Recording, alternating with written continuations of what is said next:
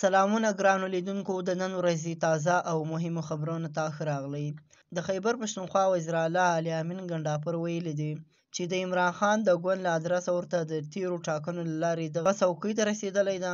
له خپل مرکزي حکومت څخه یې له طالبانو سره د مذاکراتو اجازه غوښتنه کړې ده. نوموړي ټینګار لري چې په پښتونخوا کې د روانو ناامنیو د کنټرول لپاره باید له افغان طالبانو سره خبرې وشي او خبرداری ورکړې ده چې که مرکزي حکومت ورته اجازه ورنه کړي نو پخپله به د خپل شخصي ټیم په اساس کابل ته سفر وکړي.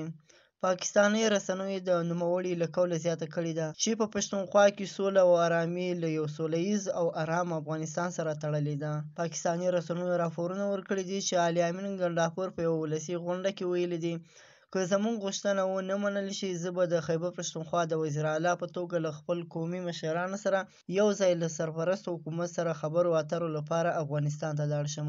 هغه ټینګار کړی دی چې خیبر پښتونخوا کې سوله د یو باثباته افغانستان پورې تړاو لري.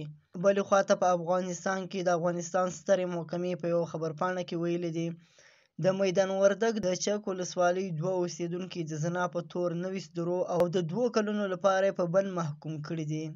دغې محکمې په یوه جلا خبرپاڼه کې ویلي دي بامیان کې هم 2 تنه له کوره د تښتېدو په تور 19 درې وهل شوي دي او په 1 کال بند محکوم شوي دي. هغوی زیاته کړې ده چې دغو کسانو ته به جلا جلا سزاګانې ورکول کیږي ترڅو بل څوک دغه کار نه وکړي. دا و د نن ورځې تازه او مهم خبرونه. سبا نیوز سبسکرایب کړئ او له نورو ملګرو سره هم شیر کړئ.